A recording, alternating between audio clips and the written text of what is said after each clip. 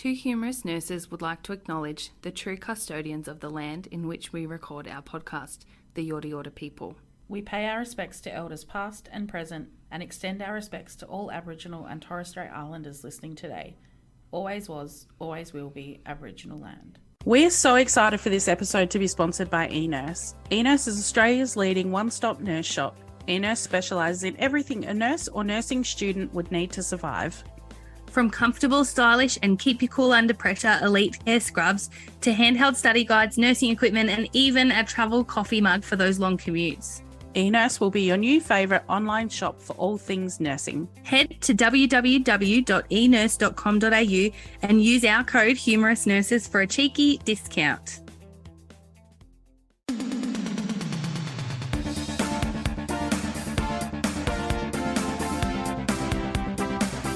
Two Humorous Nurses with Kelly and Alisha. The podcast that hands out patient feedback forms like pamphlets from Jehovah's Witnesses.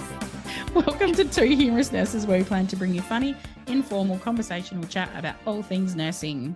No shade to my Jehovah friends. Chronic illness. So we I guess, where did this come from, this idea for this episode? Because we were going to do our patient series. Yeah, we want to talk about people who've been patients a lot. Patients a lot. A lot. Or in like fun way, not fun ways. You know what I mean? No. Different ways. Yeah. For different cool things. Cool chronic things. Yeah, mate. Okay. We're nurses. It's all cool. Anyway, today we're going to talk to a nurse who also has a chronic illness. A cool chronic illness. We'll call it cool because I find it fascinating. We have Steph Kelly with us today. You might be aware of her from her very informative TikTok and Instagram accounts, where she gives us some great insight into her life as someone with a chronic illness. Hello, Steph.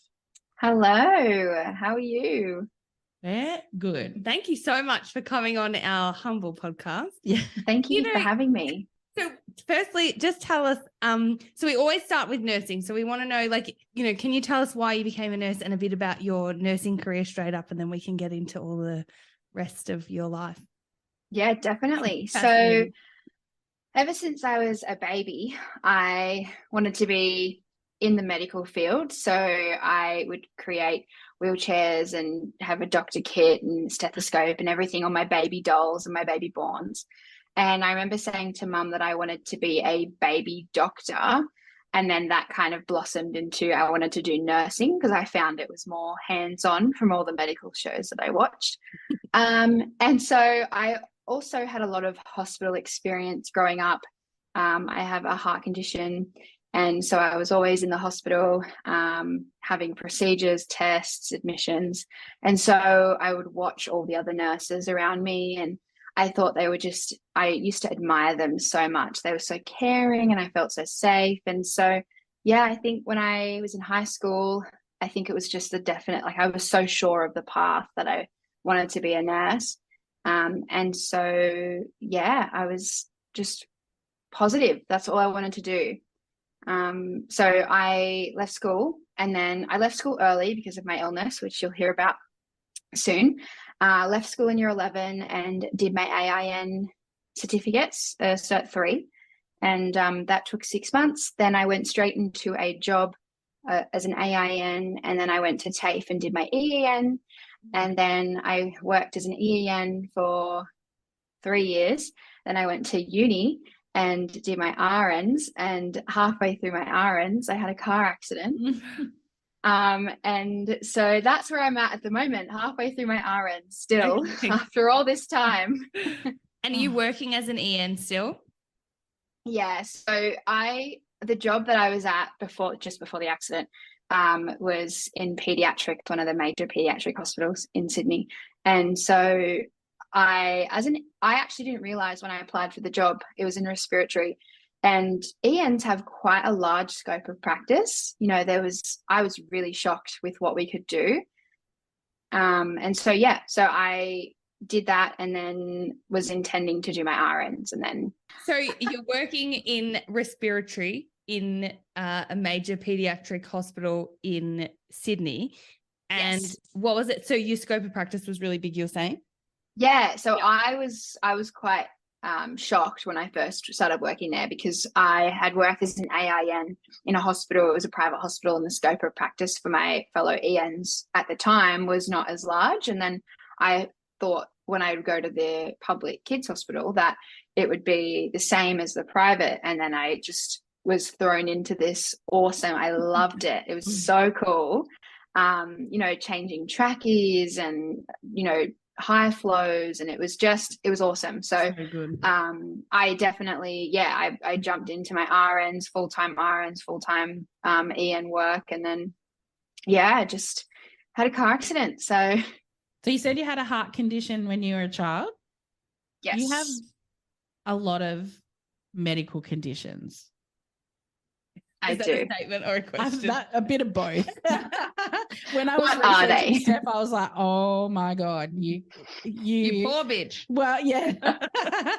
I was like, it doesn't rain, it pours in Steph's life. So That's quite literally, I should write a book, and I've thought about it, but you should definitely give us a handover of your past medical history. Give us an ISBA. almost 28-year-old female. So when I was a baby, I had urinary reflux. In the scheme of things, looking back, probably wasn't that bad. But the first thing I kind of remember was just my heart would always race. And I thought I just had a really fast heart rate. Turns out it was SVT, which they figured out. And I always had this like potassium problem. They thought maybe I was excreting it out of my kidneys, maybe there was all these investigations and nothing came back. And it wasn't actually diagnosed until I was an adult that I had a genetic potassium wasting channelopathy. So my potassium just excretes from all of my cells, goes extracellular, but doesn't leave my body.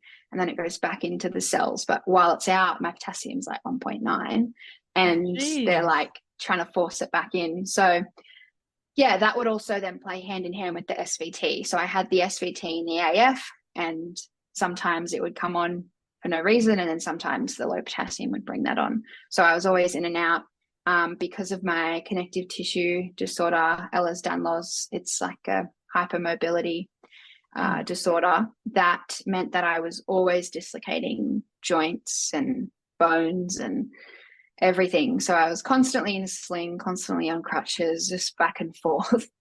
And it wasn't until I probably turned 13, 14, that I started getting really bad periods. And then, they thought my appendix burst. So they did a surgery to remove my appendix, but then on the scans and the ultrasounds, they found a 7-centimeter cyst. They took that out as well. And then they said, okay, polycystic ovaries. And I thought that was at the end of it.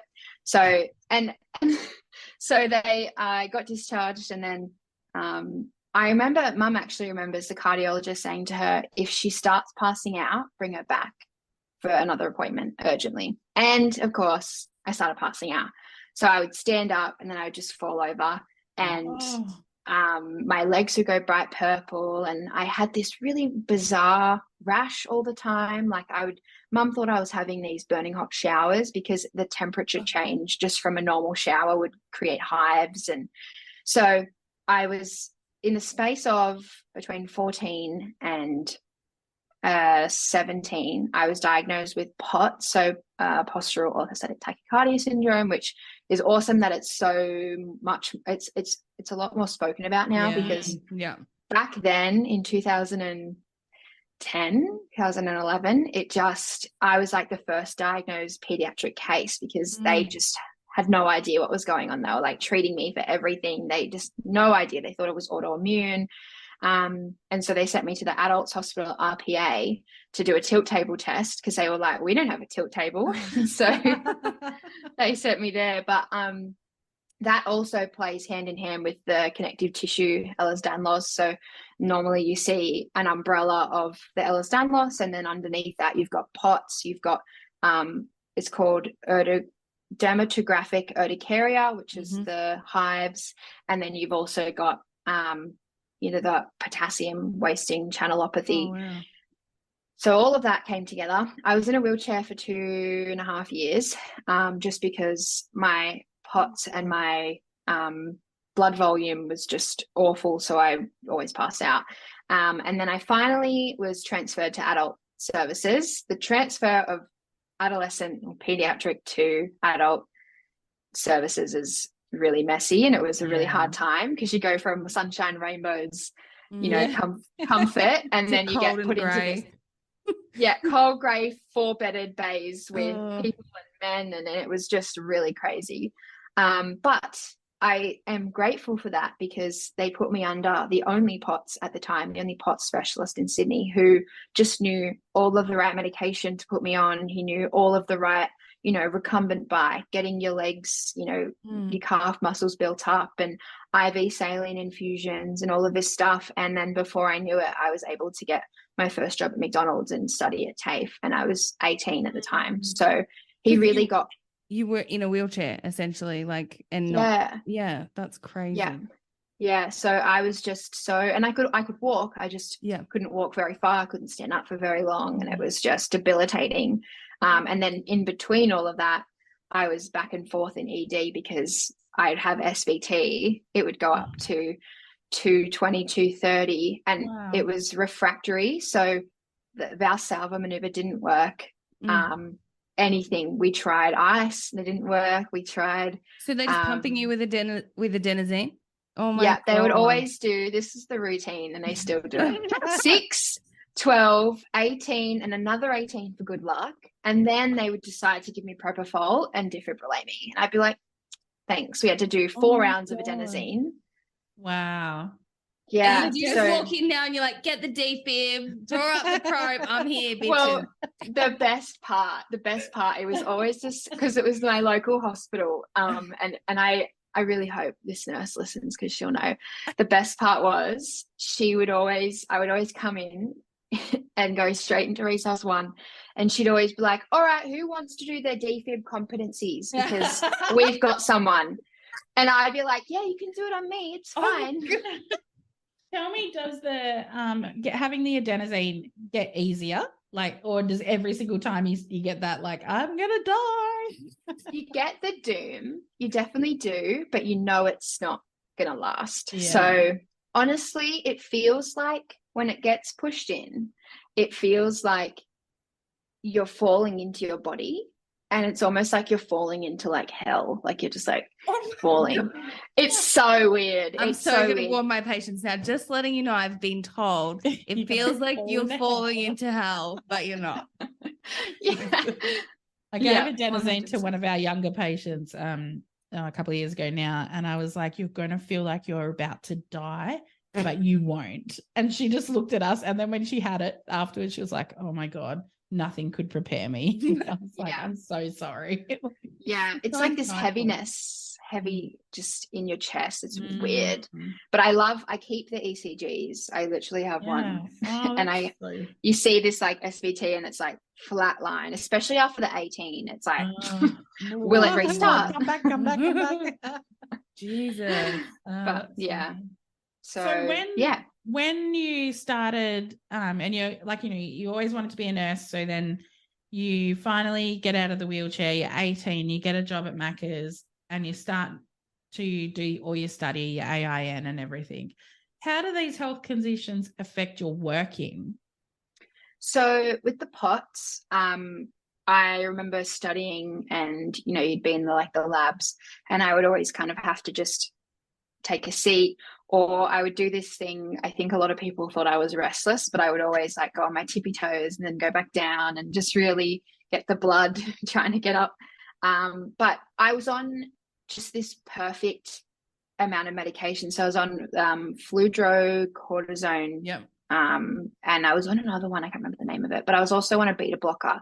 And it was these 3 medications that the kids hospital just didn't really think of because it was so new. And my quality of life just really soared, and I was so thankful. And I go back to see him, you know, every 6 months, and he will always say, I remember 16, 17-year-old you coming in here and just thinking that your life was over because, you know, you wanted to be a nurse and you didn't think you could be, and it was just, this would be your life. But we really, I think all of us, like my mum, him, myself, and then just all of the physios, and we really just helped get me back to some form of quality of life. Isn't it amazing that medicine can do that? Yeah. Like, it still blows my mind that we have the capability to literally change people's lives. Yeah. It's crazy. I But was curious about like how you were going mentally in that time, knowing that like you had this dream and then you having all of these like, you know, like barriers in your way. It's pretty amazing. And how long then did it take you between like getting your medication right and then feeling like you were able to become a nurse? So I left, I went into adult services, the adult hospital, probably in 2013 at the beginning. Sorry, no, it was the end of 2012. So that's when I went there, and I started studying for my AIN in the middle of 2013. So it was really like a 9-month turnaround of, okay, I really have to just, like you birthed if I want this in 9 months. Yeah. And it was like, I was still, you know, having ambulance called. And I remember my 18th birthday, which was in 2013. The day of my birthday was in resus with SVT. Oh God. So everything. Yeah. And then literally I'd always say every time I get defibbed, because I can't even tell you how many times I have been, I would always say I have rebirthed, like I'm a new person, like this is it. Oh my Reincarnation. I love that. That's crazy. But so you pull your life together. You don't pull your life together. Your life's together. I mean, you get on the drugs. You get to studying. Makes you sound like terrible, doesn't it? And then you are you're just living your life, and then you have a car accident. Yeah. So I landed. So once I got my AINs, I worked in a postnatal ward, and I was doing like bed baths for the Caesars, and I did the bath classes for the newborns, and I loved it. It was my element. Oh, that's so cool. Yeah, it was, even as an AIN, I had amazing scope. Like I feel like everywhere I've been, I've just really been able to get everything out of that scope of practice. So, but yeah, I loved it. And then once I did my ENs, I knew I wanted to be a pediatric nurse. So I actually returned to the place that I had grown up at. And that was a really cool, I think, full circle moment of being like, I really thought, you know, I was actually nursing in some of the rooms that I had been in as a child. And I was like, I just really thought that hospital would be my life. And I was kind of at this point where I was just able to work, go into hospital, but my mum was awesome. She was beautiful. And so, yeah, I worked there for 2.5 years. And then one night after work, I just finished a 12 because I loved 12s. We were a little bit concerned that sometimes 3 12s in a row were causing me to have SVT, but whatever. And so, yeah, I finished work, and my partner and I got together in 2016. And that was when I had just started it. I think I was 7 or 8 months into my pediatric nursing EN job. And this was now in 2018. So March 2018, I just finished a 12-hour shift. My boyfriend at the time and I were going to Max Brenner, and we turned at a roundabout. I needed my waffles with chocolate. And especially after 12-hour shift. And we were turning at a roundabout, and a woman did not want to give way. She said she didn't see us. That's fine. Was very impatient and just pretty much T-boned mostly into my side of the car. And my actual first thought was, oh my God, I have work tomorrow. Typical which is, yeah. My mum's going to be so mad. Yeah. And because I had actually exhausted all of my sick leave with the stupid SVT. So I was like, I'm not taking leave without pay, and my annual leave had gone. So, and actually I had just done 3 months, and it was a record for me, 3 months, no sick leave. Oh, that's awesome. So I'd worked from December all the way to March, and I had no sick leave, and I was so proud of it. And I kept telling everyone I think I jinxed myself. And so anyway, car accident happens. We race to the hospital, and I'm in like a neck brace, same hospital that I get defibrillated at. And pretty much from that accident, initially they said you've got a brachial plexus injury in your left arm, you've got 2 slip discs in your neck, and I had a rib cage, like my rib cage twisted, so I have a deformity of 1 rib, 2 ribs. And yeah, I was like really shocked, and I was like, okay, cool, like, this will be a few months and I'll go back to work. And 6 months after the car accident, I was in a sling because the brachial plexus injury meant that my arm, I couldn't feel sensation, I couldn't use my muscles, and then I would get, because it was a traction injury, and the actual nerve root wasn't like avulsed from the branch, the traction injury meant that I couldn't have surgery to fix it. So my surgeon actually said, you would have actually been better off if you just fully snapped it. Yeah. And so they said, we actually can't tell you how long it will take to repair, and you'll just have to be in a sling for as long as we know. And so 6 months later, they just said to me, Elos Daniels, I can never pronounce that. Does that affect your healing of this stuff? Yeah. So they also said that they thought that I was so severely injured because of the lack of connective tissue and the laxity of it. And so so I ended up having shoulder surgery on both shoulders. And 6 months I had this intensive, like 3 days a week physio, and then the other 2 days was hydro. And I refused to go to a rehab hospital because one thing you need to know about me, I think this is very typical nurse, but if I go into hospital and nothing is happening, and by nothing I mean there's just really no point in me being there, it's kind of like just waiting around, I will discharge against medical advice. I can't cope. I love that. I can do this at home, I'll just do it there. Literally.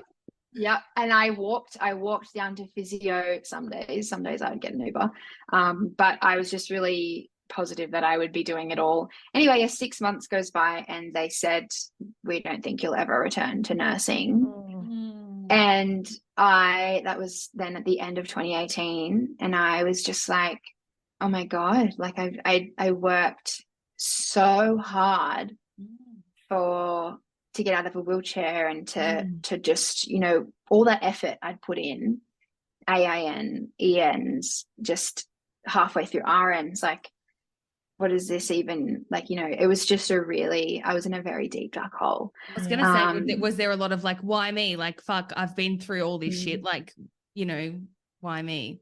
Yeah, it was so much of that. I was so in a very dark place. And then with being in a dark place, you have a whole team of people with CTP who want to make sure that they only cover you for just what you need. They'll cover you for, if this physio seems like it's not working, well, we're not going to cover that. Remedial massage, prove to us that you need it. Is that the equivalent of TAC, the traffic? Is that like the funding that you get when you have a car accident and you can't work, that kind of thing? Yeah. It's like that insurance you pay with your rego. Yeah. And it covers the third party. Yeah. So so they were covering my wage. So thankfully, because I had no sick leave for the 3 months before the accident, they were covering my wage, which was also a shitload of overtime.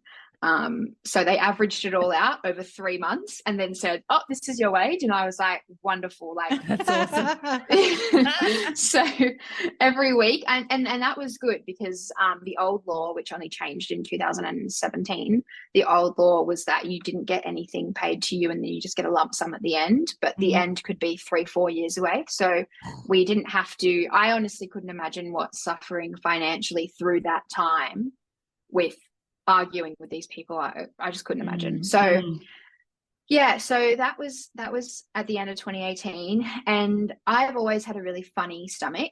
I have had irritable bowel syndrome and constipation, impaction, just lots of issues when I was a kid, which is also related to Ehlers-Danlos, just a funny stomach. Never enough to need intervention, never enough to need medical anything. Mhm. But at the end of 2018, I was getting sicker and sicker, and I would start vomiting up food that I had eaten the day before. I was always nauseous. I had pains like you couldn't believe. I was bloated. And I was like, of course, this is happening. Like, I don't even know what this is, but like, of course, this is just got to be another thing. And so we got to March of 2019 and they diagnosed me with gastroparesis. And I was like, what the hell is that? And so, yeah, essentially they'd said that because of the accident, because of the pre-existing Ehlers-Danlos, and because of the opioids that I was on, the combination of the three meant that my vagus nerve was damaged. My the opioids had caused they obviously block you up. Peristalsis, so the peristalsis was delayed, everything. So essentially my stomach had shut down. They went to sleep, and so my gastric emptying scan was delayed, and they were just like, look, take Motilium. Oh God. Yeah. So I'm like taking Motilium, things are not doing well, and I'm trying, and eventually I think I lost 15 kilos in a few months, and they just said, look, we're going to have to give you a feeding tube. And I was like, whoa. And so they gave me an NJ tube, and then I went home with a feeding pump and like a little stand, and I was doing enteral feeds that I had done at my pediatric job.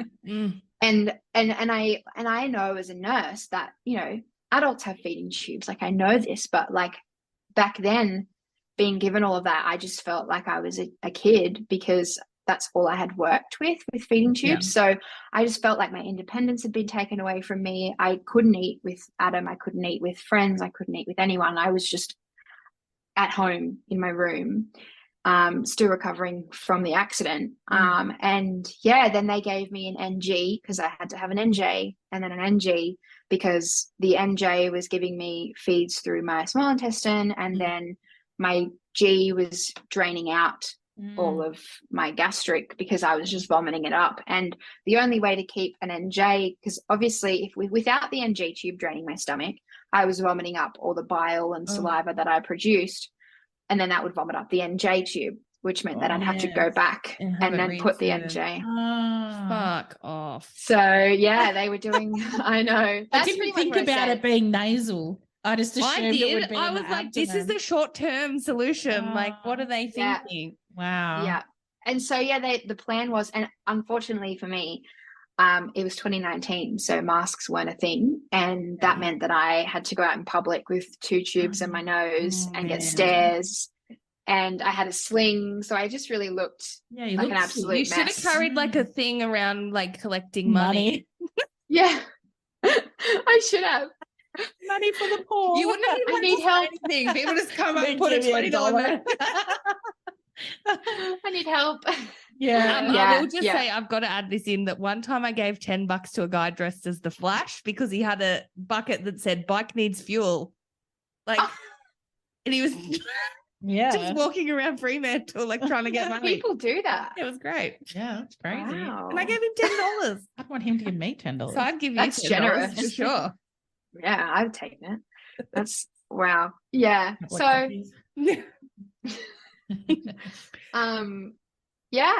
that was that. And then they were like, okay, well, it's 6 months later since you got your NJ. I think it was actually it was 4 months. Sorry, it was 4 months. And it was, the middle of 2019. It was Augusty. And they said, look, we don't think this is going to get better anytime soon. So we would like to give you a GJ, a peg J. And I said, wow, okay, no worries. And they also, because my potassium, so throughout my life with my potassium issues, I've just lived on Chlorvescent. Awful. Yeah, gross. Hate it. I used to have a patient that would just chew it and wait for it to froth in his mouth No. Then he'd drink the water. He loved it. He was like, he told me he loved the way it felt on his tongue. Oh, I nearly spewed when I like saw him Pop do Rocks. it. Yeah. Yeah. Like a lifesaver, like a thing of- Yeah. Oh no. Tingle. Oh, that's awful. Well, because I couldn't have those because I was vomiting all the time Yeah. anyway. My potassium was just messed up because I already have a potassium issue. Then I'm draining my enteral contents and then I'm vomiting them anyway. Yeah. And I couldn't absorb any of the chlorvescent can't go through your jejunum because the bubbles just absolutely cause you hell. Oh. So really uncomfortable. God. And so, yeah, they were like, okay, well, we have to put in a portacath because, you know, like you just need constant access. And I have had many central lines growing up, like I had PIC lines and just a lot of short-term type lines. And yeah, they said, we also think you should have a portacath because it's just really beneficial. I was always going into hospital needing the potassium. And then obviously in resus, you having even an 18 gauge will not, the pain of potassium going through, no thanks. So yeah, they did that. And then I had my GJ and then that was okay for a few months. Then it went to the end of 2019 and I just kept having little issues like my J portion, the J extension of the GJ would always flip and then go into my stomach. And then because I was always still vomiting, my nausea was just uncontrolled. I was on IV on DANs. I was on everything you could think of. And they just said, look, we think you should have two separate tubes, a G and a J. Oh. And I'm like, okay, fine. So then January of 2020, they popped in the PEG, so the J, and then they also kept the existing G and then left that for drainage. And then they gave me the option. They said, look, you're a young female. We imagine you want low profile tubes. And I said, okay, that's cool. Like do a low profile. So they gave me two low profile tubes, the low profile G, which is like the button, and then the low profile J. And so I had those two and 4 hours post-op. My G tube, you know how in the buttons, they have that like turn, even like the connectors, the end fit connectors, even my bile was just getting caught in it. And I was like, I'm vomiting still. Like this G tube's not even doing what it's supposed to do. Yeah. And so anyway, like the next day they took me back in and they gave me a 24 French, massive G tube. And at the time I woke up and I was like, whoa, that is massive. But it has been incredible for my quality of life. He literally said to me, he's like, you should be able to drain burgers, my surgeon. And I said, no way. He's like, try it. Tell me how it goes. And so I ate a cheeseburger and it drained, obviously with a lot of chewing, but it drained out. And I thought, oh my God, I haven't eaten properly in years. Like it was at that point, it was like almost 2 years because it was 2020. Yeah. And so, yeah. So do you absorb anything from what you eat at all?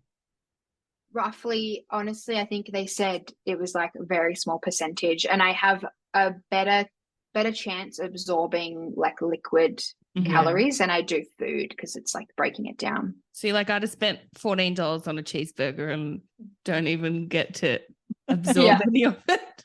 Yeah, exactly. Are you getting sweaty armpits or sweaty balls walking to work in your scrubs? Well, every nurse needs a pair of scrubs that are breathable, super comfy, and not clingy. Elite Care was designed by a nurse for nurses. They're 55% cotton blend, so they're cool and comfortable, durable, and have plenty of pockets. And when I say plenty, I mean like plenty. Pen loops, chest loops, everything for like your glasses, your name tags, and they have heaps of different designs. They're size inclusive up to a 5XL and have great colors. Enos have a 100% satisfaction guarantee, free shipping on orders over $150 and are packed within 48 hours of ordering. And they literally have everything you could ever need to do your job. Head to www.enurse.com.au to check out their whole range of Elite Care scrubs. Don't forget our code Humorous Nurses for a cheeky discount. Enos loves our nurses. When did the TPN come into play for you? So that's 2020. I was on my J-tube feeds during this whole time, pretty much. Just I was still always it was like I was still always losing weight. So it was, you know, obviously in the 2019 is when everything got really bad with the NJ. And then by the 2020, yes, with the J tube feeds, regardless of NJ or J, I was still losing weight, but it was just, it would get really slowed. So I would kind of stay at one weight for a little while and then I would still drop it. So they were kind of like, this is really sus. And then they did further testing and then they found out that I was not absorbing and not digesting, and my peristalsis in my intestines was really bad as well. I can't imagine you would have had a whole amount of weight to lose anyway. Like you would have been emaciated, were you at that point? Yeah, my BMI, I think, because obviously the nutrition and dietitians and stuff would always use BMI, and I think it was like 16 or 17. Yeah. So by the time, and it's hard to recover, isn't it? If you're like if you malnourished, can't eat anything and you can't absorb anything. Yeah. Oh, yeah. It blows my mind. I can't imagine what you've been through. Oh no, Jesus. This is like, I'm way bigger than I thought it was. I'm like sitting here with my mouth open. I know this is a podcast, but I'm like, the whole time, like, oh my God. I know it is mind blowing. I still can't believe it. But it was, so 2020 came and it was March. COVID had just happened. I had just gone to Uluru with my partner. And I got back from Uluru and my cardiologist said, look, I know a really good intestinal failure guy. So he put me into contact with him, and then I went under the intestinal failure team because I was just really sticking with my upper GI and my gastro because I just thought like it's all gastro anyway. So I just didn't think anything. I didn't even think about intestinal failure. So of course, I have intestinal failure and I get diagnosed with that and I go into the clinic and they said, you know, you're not absorbing your J-tube feeds. We want to admit you and try different formulas, different feeds, different rates, all these different things because we think you need TPN. Now, being a nurse, I thought there's no way. I'm not going on TPN. Like there's just, I knew that was my path if the paralysis kind of went further, but I just kind of shut that off because you only get educated about the risks as a nurse. You don't kind of, the patients on long-term TPN go home and you don't hear about them because if you don't work in that area, then, I was just really against it. So what I kind of negotiated with my doctor was that I would go into hospital for a few weeks at a time, have TPN, trial the feeds, trial the different formulas with the dietitian, and then obviously go on to TPN. And then be in hospital on TPN for a while, but I was strictly not going home on it. I said, I'm not going home on it. I don't want to be opened up to that risk. I really like my portacath because I can take the needle out and have absolutely nothing on the outside to cause an infection.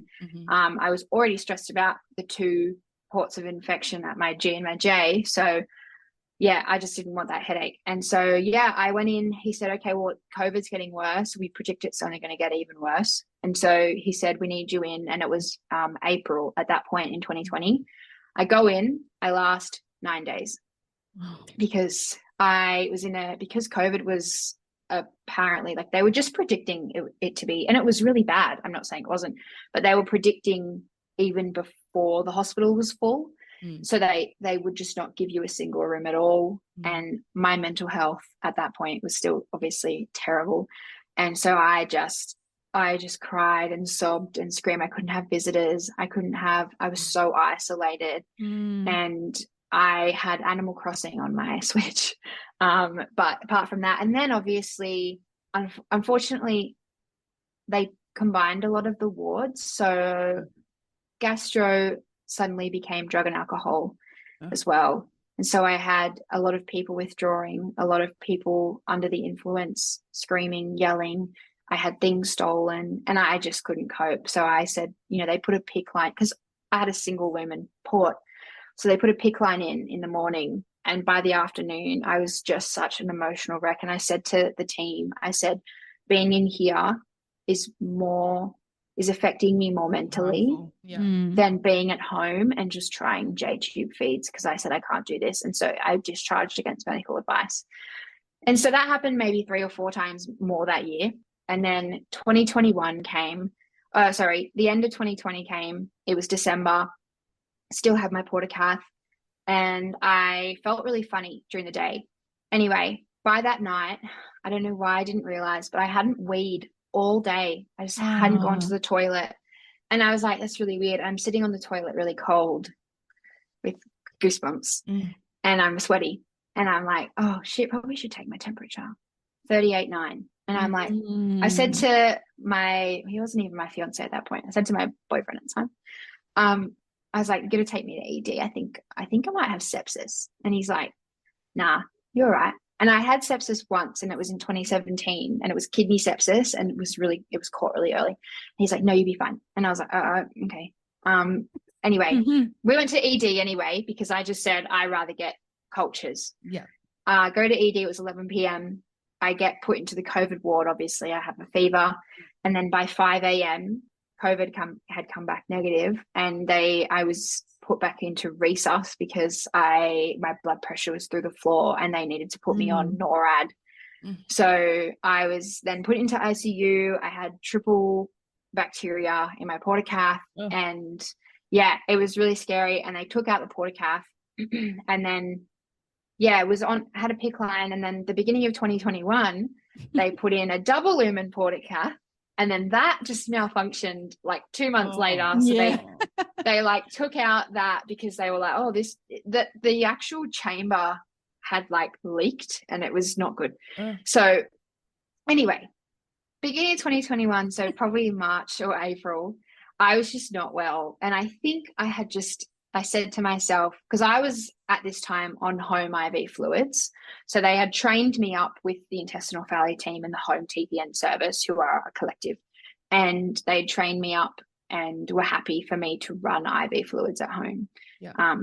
And so I was doing that. And then I went into hospital for another, I don't know, I didn't even know what it was about. I think it was just malnourished and not tolerating feeds and stuff. And so they just said to me, like, you're just going to have to go home on TPN. And I was like, fine, whatever. But I'm only doing it 3 days a week. So such a clean to any form of control. Yeah. So I did that anyway. It went up to 5 days a week, then it went up to 6 days a week, and now we're at 6 days a week. So I get 7 bags sometimes, but I am just very adamant on the 6 days a week because I want to be able to come back down on it and just really focus on the J-tube feeds. But yeah, so that's how I ended up on home TPN, and I was so anti it, as you can tell. But probably after 2 or 3 weeks of being on it, I looked at Adam one night and I said, because I thought obviously I'd be attached to a pole. They're like, you have to run it for a minimum 12 hours, but it's really nice to have it for 16 because you don't wee as much overnight, because you have to have 1.8 liters over 12 hours. So you wee all the time.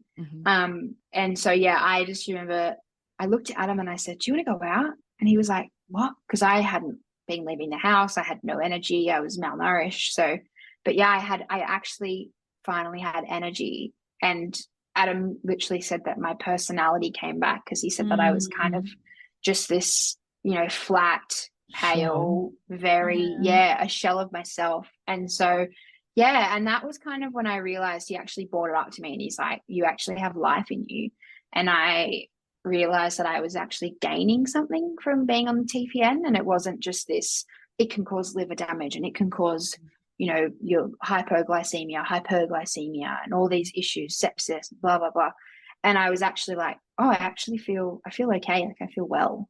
And then since then, that was 2 years ago, I've gained 10 kilos and I just feel healthy. You look so healthy. I know. Like you, it's so hard to imagine you, at that place and, being like so unwell. When I look at you, like, I mean, we're on Zoom, but like I look at you and I think like you look like this, happy, like healthy person. And it's so hard to imagine you at that point. How did you go like mentally? I guess this is for my own kind of like my own curiosity, I guess, like, being in that place, was it just that getting on the TPN and getting, physically healthy, was that the main like contributor to you getting mentally healthy?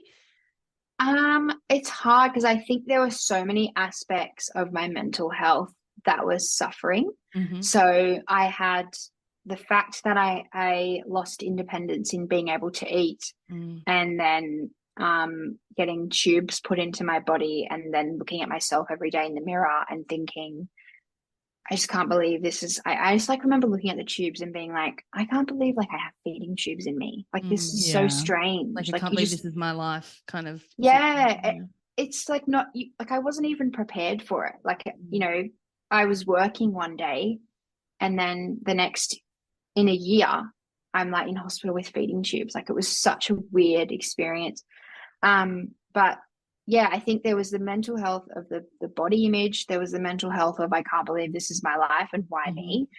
I was on a crap load of opioids still because once they realized that the paralysis had happened, I cold turkeyed myself because I thought, well, I'll just go off the opioids and then the peristalsis will come back and everything will wake up and everything will be fine. Well, I did 2 months of no opioids and I was in so much pain. My quality of life was bad. So I went back on them. And then, and so I think just the combination of it all, with still having this CTP company, the insurance, we don't think, you know, that's not accident related. What do you mean? Like that can't be accident related. So we're not going to cover you for that. We're not going to cover your feeds. We're not going to cover your kilometers and your pharmacy receipts. And that's nothing to do with us. So it was this fight and my lawyer and it was just this mess of this whole team of people that are working against you. To try and save themselves money when you're going through all this shit. Yeah. And people think that doesn't happen in Australia. It does. Fuck. Yeah, exactly. Yeah, it's very American.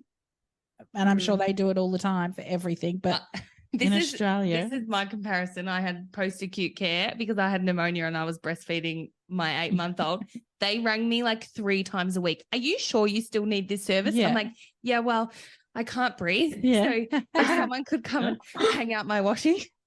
Oh my gosh. And they would be like, yeah, that's so questioning. I didn't go to hospital till like she was forced to. I didn't go to hospital until I was convinced I had mastitis. Did not have That's the way. Oh my God. Yeah, like I mean, it's not the same scale at all, but like that's barely costing them anything. Exactly. And they're ringing me 3 times a week, like twice a week. Yeah.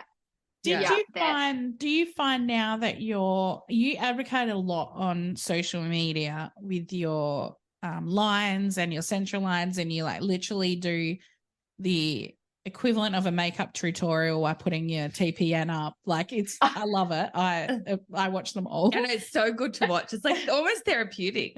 Do you find that by putting yourself out there is helpful for I mean, I know social media has like a huge negative and positive impact on people's mental health, but on your body image, and because you show it all, like you show your tubes and your lines and everything. And your process.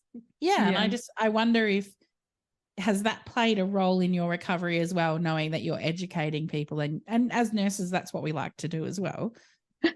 I definitely think so. I think I actually will never forget, I went to a conference with Baxter and there was a young girl, I think she would have been 3, and she had a J-tube button and she was also on TPN, and her mum was giving her meds and her feeds, and she had not looked at me for 2 hours earlier. And she was next to me and she had her tube out. And I said, oh, I've got the same tube as you. And she looked at me like really puzzled. And I showed her my J tube. And from that moment on, best friends, all over me, climbing all over me like she'd known me for months. And I was just so shocked by how connected she felt to me, just because we both had the same tube, because she doesn't see anyone else with these tubes. And so I think I know, look at you. Yeah, I went home and cried about it because I just thought, oh my gosh, like that impact in that kind of just it was incredible. So from that moment on, that was October last year. And I started social media in November, and I had made like TikToks here and there. and most of the time when I was in hospital. And one thing that kind of annoyed me was I would always get these views in hospital, and then I go home and no one would watch anything because it was like boring. And I was like, I'm not going to be in hospital just for views. Like, it kind of annoyed me. So I would barely go to hospital because I'm sick. Yeah. They forced me to be here. Yeah. I'm bartering with them. And so I said to my fiance at the time, I said, I'm going to continue this TikTok thing. And it was November. I just spent 4 weeks in hospital with sepsis again. And I said, I'm going to continue making TikToks at home. I'm just going to like start showing things. And he's like, oh yeah, because I also have ADHD and I am a big all or nothing. I get onto this like, craze or thing, and I'm like, I'm gonna do this every day for the rest of my life, and then I get over it. So he thought it was that, and he thought, okay, sure, whatever, you'll do this for 5 minutes.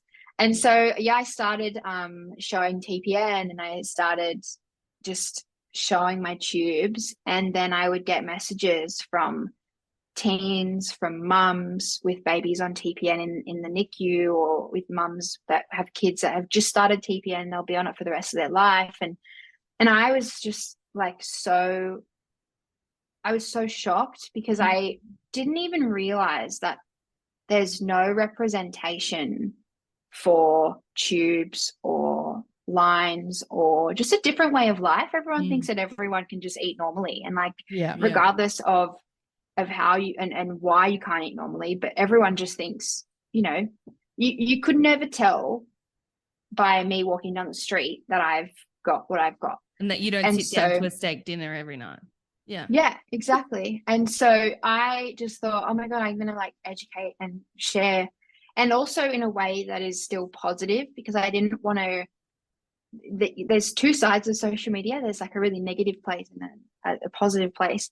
And I didn't want to be, hi guys, this is my life, feel sorry anyway. Money. And I want pity and this and that. And I kind of wanted to be like, this is what I have. And yeah, it was a really shitty time. And I will get on TikTok sometimes and just vent and cry. But I also, when I'm high, I want to show you guys like, I'm getting married, and like and I'm going on a holiday, and you can still do all of this. And really, most of the time I do it for the mums and the teens and the adults who are new, because I probably would have accepted the fact that I was going to be on TPN a lot earlier if I had a representation of that. Even and I was even if you knew somebody else who'd had it, or or you could talk to somebody. Like I can't imagine they were like giving you a pamphlet, like, here's a support group for people who are on TPN. Like, no, there's not. They have this whole clinic. I think my nurse, I love her so much. I think she said there was like 30 people on it in their clinic, and I was like, they're not even allowed to give you the names because it's confidentiality. Yeah. And like, I only know one other person, and it's just it's really isolating.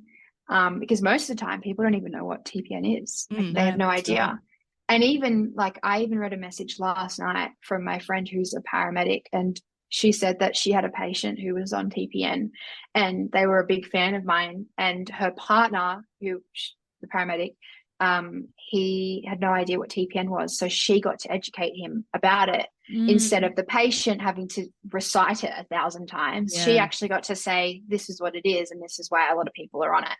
And I was like, oh my gosh, like, this is just so cool. What I just want that education and awareness, and also representation, because I, and like a lot of my friends with disabilities, regardless if they're in a wheelchair or whatever disability they have, we're all consumers of fashion, beauty, makeup, everything. We are consumers. And in fact, I will vouch that I consume more than the average person, because I sit at home and internet shop.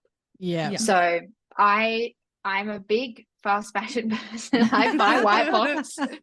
So I'll get on with my daughter. I just had to buy my daughter a White Fox jumper because she's 10 and it's the rage. So they are very popular, especially with my cousin. She's 12 and she's like, I love White Fox, and I'm like, but yeah, like, I think that just gets, even activewear. Like, I I tried, I will not name names, but I did try contact a brand, and I said, look, if you're looking for feeding tube or disability or inclusivity, whatever, we are a big consumer of activewear, people with feeding tubes, people with disabilities. And I didn't hear anything back, and that's fine. They don't have to. But I think that's where, they should head and just show all shapes, sizes, abilities, everything, because how is a teen that's sitting at home with a Hickman line, a feeding tube, a stoma, in a wheelchair, any mobility aid, anything, how are they going to sit at home and then see all of these gorgeous blonde, blue-eyed models with perfect bodies and think, well, I'm not going to look like that if I put that on.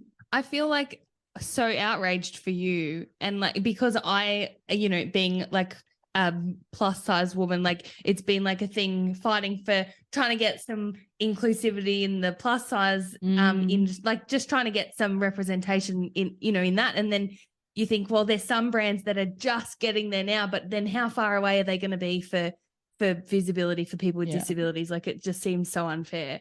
And especially when you have tubes and things. I mean, activewear is obviously the most comfortable thing to wear, but you will need different requirements because your tubes sit at different levels. So you might need, and you might want to cover it so that you can exercise. Like, I just think it's, you are you guys are a market. Why is no one marketing influencer? Like, why aren't they jumping on board and being like, yes, come in? Like, they only need to make one change. It's not even, and I think this is the thing, like, people that they don't do plus size wear because they're like, it costs more money. Well, I'm still going to buy it. Like, it doesn't cost that much more money. You're still going to buy it if you have to add an extra 2 inches of fabric to the top of the pants to cover your tube so you can, live your life. Like, it isn't hard to work around it. And I think, I think that you can't claim to be inclusive and inclusive and diverse if you don't include everybody. And I think it's one of those things that they just miss out on. Like, you would probably be considered if you didn't have your tubes. Let's face it. Like, white folks could come up with a jumper that has an opening, put your tubes in. Problem is, there's not that many people out there that would want it, and that's the thing. But it would make a point of difference in their business, because my 10-year-old loves white fox. So could you imagine all those teens with feeding tubes, eating disorder patients that have to have them? Like, it's not just like think outside the box. And some people, like you said, 16 hours attached to a pole, like, you don't want to go out, with your TPN hanging off you. So what do you do? Sit at home, get on the internet? Like, there's a huge market that I don't understand. I don't understand exactly. It blows my mind. They're just people. They think they just do bare minimum to meet that criteria. I feel like what you're doing is so important. And even like that story you told about the 3-year-old, I was like sitting here crying because I feel like that you've made a huge difference to this little girl's life. She's like, oh my God, here's a fully functioning human in front of me with all these things going on. Like, and you would have just changed her life. At three, to have that impact on somebody, like, it's huge. Tell me, you're back at work now. How's that going? Yeah. I love it. I genuinely really truly thought I would never return. And it was the end of last year, and I said to Adam, I was like, you know what, I'm feeling really good. Like, I feel like my left arm, which was the brachial plexus arm, is not at all back to the strength of my right arm or whatever it'll be, but it's still enough for me to carry, like a 2 kilogram weight. And so I was like, I actually think I could go back to work, and I don't think I could do full time, and I don't think I could do, 3 days in a row, but I feel well enough. And so I spoke to all of my doctors, and they gave me the approval, and I did a physio assessment and at the hospital, and it was painful, but I got signed off. And then I took all that to APRA, and I said, hi, I'm reapplying for my rego. Spent too much money reapplying for my rego because it was like $500. Yeah. And then they because obviously I'm on opioids still, and this is very fair. They should definitely make sure my pain team are, on board, and I'm weaning and stuff. But I applied in November, and it was March that was the 5-year if you don't get your rego in 5 years, you have to be supervised. Mm. And so I was like on this time limit. And so, yeah, by March it was approved. But because I had applied in November, it like didn't mean that even if it was approved in July, it doesn't mean that I have to be supervised. So they approved me, and then I contacted my work where I worked in postnatal when I was an AIN. And because I was 19, all the midwives that I worked with back then were like my mums, because they were all kind of my mum's age. So and also I worked with the midwife who delivered me there. So that's so cool. Yeah, it's crazy. I have a photo of her and I, like when I was a newborn. And it was accidental. It was accidental that I worked with her. And so I Facebooked her and I said, hey, do you have any jobs going? She's like, of course we do, of course. And so I applied for the special care nursery and obviously got the job. And I started work on the 1st of April. And I worked 3 days in a row because it was my supernumerary kind of orientation day, because they actually had an upgrade on the ward. So it was like this big brand new special care. And I love it. I just want to be there every day. And because I'm casual, I'm only there when they need me. Yeah. So, and obviously I shouldn't work every day because I'm dead after a shift. Like I did my first 12-hour 2 weeks ago, and I got home and Adam's like, you look good. And I was like, yeah, I feel really good. I feel great. And then I forgot to get my TPN out of the fridge that morning. And I realized, and I just burst into tears. He's like, yeah, you're tired. And I was like, no, I'm fine. I did really well. Just crying over absolutely not a big deal. But yeah, so I'm loving it. And also like, it's really nice going back to a familiar place because I know all of the nurses and the midwives, and they also know, because I have most of them on Facebook, they know that I've got the feeding tubes and I'd have to have my meds at a certain time. And if I say no to a shift, it's because it's not convenient for my TPN. And so they're so understanding. That's so good. But yeah, it's good. I love it.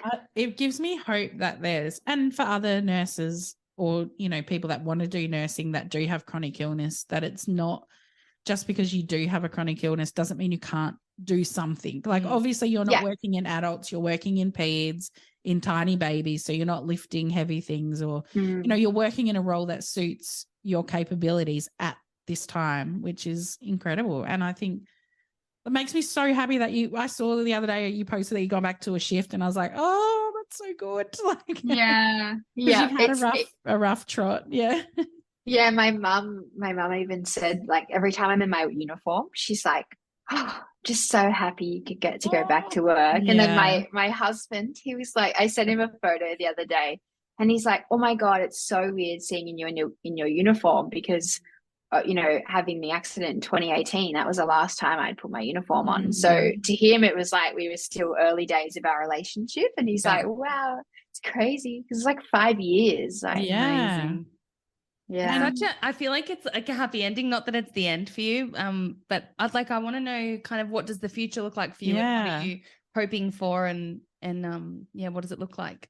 Yeah. So the next thing, it was weird. After the wedding, I was kind of like, oh my gosh, like the lead up to the wedding is just this big thing that everyone talks to you about. And then you have the wedding and it's like, okay, like what is life now? Like your whole life, you're like a wedding one day or like whatever. And now I'm just like, okay, like guess I'm just gonna work now. Yeah. But the next thing I have, and I've spoken to my doctors about this, and it's definitely on the cards, is family planning. Ooh. So yeah, I was hoping you were going to say that, but I didn't want to say anything. It's the worst thing when you get married and everyone's like, so when's the baby happening? Yeah, it's like I don't want to be super textbook, but also like family planning. So but yeah, and a lot of people on TikTok and everywhere just ask me like, can you have kids? Like, does this affect your kids? Yeah. And like the only thing that affects is the tubes, and that's because obviously once I start growing, we need to release the pressure of the tubes kind of separating. But that's something that we have to do with my J tube, probably in a like operating theater, but with my G tube, it's like a flange type thing. So super easy. But yeah, it's not like you grow overnight, so it's things that can be adjusted as time goes on. Yeah. Like even if like I go to my gastro and I say, hey, look, we're actually going to start trying now. He might say, all right, well, before you're pregnant, we'll take you in, we'll change your tubes, clean it all up, do it, like, because I have a really bad history of tube infections and then sepsis and stuff. So he might say that. But yeah, I also am talking to my colorectal and they're thinking about doing a stoma. So it's kind of like, do I do a stoma first? Because it's kind of, and I'm really lucky that I get to decide on when I have the stoma, but it's more just like, can I tolerate the pain and the agony that I go through every 4 to 6 weeks of going to the toilet before I have a baby or after I have a baby? Or so yeah, because I think pregnant fucks with your bowel anyway. Yeah. Is there a way to bypass your stomach? So, you know, like you can have a procedure that joins your, like, basically the top of your stomach to your jejunostomy. I don't know if it's your your jejunum or your duodenum or whatever. Are you able to do that so then it could so you don't have to necessarily empty it out? You could have a stone, like empty it through the stoma, or is it it's just that the way your bowel, your gastroparesis plus your intestinal failure just makes nothing work and it wouldn't matter what you do? Yeah, that the second point. Yeah, no matter what. Like we pretty much thought of like all the options and we were just like, look, that's not going to work. Like the J feeds were kind of the point where we were like, if you're not absorbing through your intestines, like after that, you're not doing any absorbing anyway. So, they were kind of just like, but because my colon also has like very, very slow motility, it's just the worst, you know, and I still do poo. I still do, you know, a lot of people also ask me that, do I poo? Think about that. That's so funny. I thought about it, but I wasn't going to ask you. Oh God, you can ask whatever, like any question. It's like, and I have, and look, I think everyone is entitled to their own privacy, but I always say on TikTok, I'm like, if you want to ask me something that you're like, oh my God, I don't know if I should ask that, like, you can ask me, because I think, you know, we all do it. So if you want to know, like, but yeah, I go every 4 to 6 weeks. So it's just like so traumatic that the poor toilet gets blocked.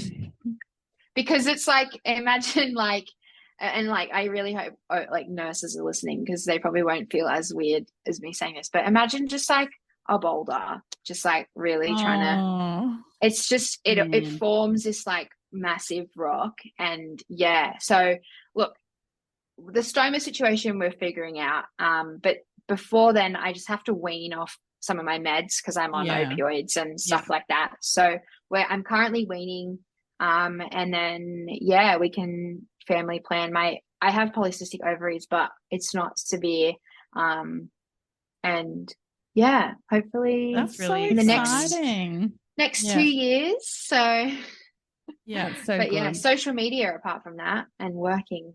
Yeah, that's fun. And you did get married recently. We've touched on it a couple of times, but can I just say your honeymoon as a cancer nurse gave me heart palpitations when you went snorkeling with your central line. Look, like, I'll show you it. It perfect. Looks good still. I promise I don't have some bacteria from the reef. It made me laugh. I was like, oh my God. Seawater's like super good. Seawater is full of bacteria, mate, especially at reefs. Yeah, like algae and like, it's the worst. Doesn't the coral like spawn? Yeah. You've got coral spawn in you. You should have seen. You might have a coral baby. My TPN nurse is pregnant and she's now on mat leave, which I'm so sad about. But I literally told her, and I was just like, I didn't want to scare her too much because I didn't want to like her to go into labor, because she was just kind of looking at me like, I was like, look, I triple dressed it. You know, I made sure I was checking it. I was in a bloody wetsuit, so I had no idea what was going on behind that wetsuit. But I got off the boat. I got onto the boat and I like checked it, and it was intact, and it had a little bit of condensation, but it was intact. And I was like, I just snorkeled the Great Barrier Reef with him. Yeah, good. Yeah. And we won't be telling too many people that, but we No. love it. Yeah. Yeah. It was so good. And like, that's what you want. You want to live your life. You want to go and exactly. I spent my honeymoon at a bloody car show because that's how we spend our whole life. And I was just like, oh, why wasn't I on the Great Barrier Reef snorkeling? Well, look, I had to actually convince Adam that we were going to fly up and fly back because he just wanted to road trip it. And I thought, I was like, please, no, like, I know you love your cars, but I don't want to sit in the car for 2 days. I'm pretty sure your husband does what my husband does. Car detailing. Yeah. I think they're in like competitive, they have competitive companies for their product. Car protection. Yeah. Yeah, probably. Yeah. No, that's fantastic. I've absolutely loved chatting to you today. And you give such a positive attitude to just everything about chronic illness and tubes, and your social media presence is educational, but it's just, you need to go follow it. I Like, can't she's imagine amazing. what you mean to the people in your community. Like, Absolutely. Yeah. Thank you. And it's literally your community because there's not many people out there You've like made doing it. Yeah. Oh, thanks, guys. We'll link it in the show notes, but can you please tell the listeners where they can find you on your social media? Of course. So my both TikTok and Instagram @ are still Steph Kelly, because I obviously got married, but I haven't changed them yet. And then that's pretty much Instagram and TikTok are my 2 main platforms. So Steph Kelly. And she gives HelloFresh discounts, apparently. Keep an eye out. I do. Steph07 is my code. Give Steph a follow, and while you're there, follow us at Two Humorous Nurses Podcast. Make sure you rate us 5 stars on the podcast platform you're listening to us on, and send us an email, hello@twohumorousnurses.com. That's humorous like the bone, HUMERUS. Bye.